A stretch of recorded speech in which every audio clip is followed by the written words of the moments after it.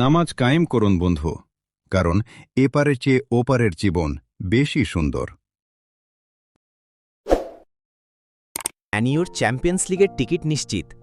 Champions লিগের সবশেষ 2 ম্যাচে ম্যানচেস্টার ইউনাইটেডের পারফরমেন্স কেমন মনে করতে পারেন? পারবেন না। 2023-24 মৌসুমের পর থেকে প্রতিযোগিতাটিতে যে তাদের খেলাই হয়নি।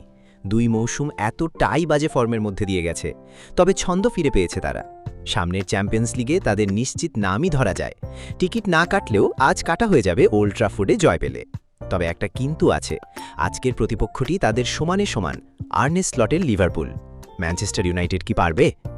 এই দুদলের কেউই শিরোপার দৌড়ে নেই।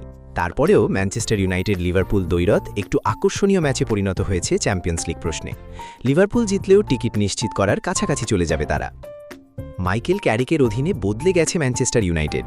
অন্তর্বর্তীকালীন ম্যানেজার হিসেবে দায়িত্ব নিয়ে শুরুটা দারুণ করলেও মাঝে হোঁচট খায় রেড ডেভিলসরা। 4 ম্যাচের মাত্র একটাতে জয় পায় ইউনাইটেড। তবে টানা 2 জয়ে আবারও স্বস্তি ফিরেছে ওল্ড ট্রাফোর্ডে।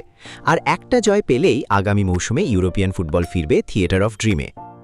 ইনজুরি ও সাসপেনশনের জন্য এই ম্যাচেও ডিলিট ও লিসান্দ্রো মার্টিনেসকে পাবে না ইউনাইটেড। তবে অনুশীলনে ফিরেছেন লুক শ ও ম্যাথিউস কুনহা। দুর্দান্ত ছন্দে আছেন ব্রুনো ফার্নান্ডেজ।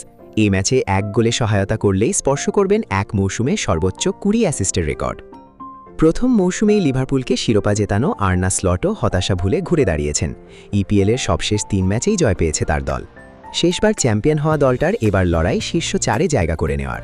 অলরেডদের ঘাড়েই নিঃশ্বাস ফেলছে অ্যাস্টন ভিলা।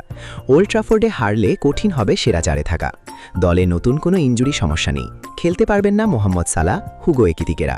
অতীত ফলাফল পক্ষে থাকলেও এবার কিছুটা চ্যালেঞ্জ অপেক্ষা করছে অলরেডদের সামনে।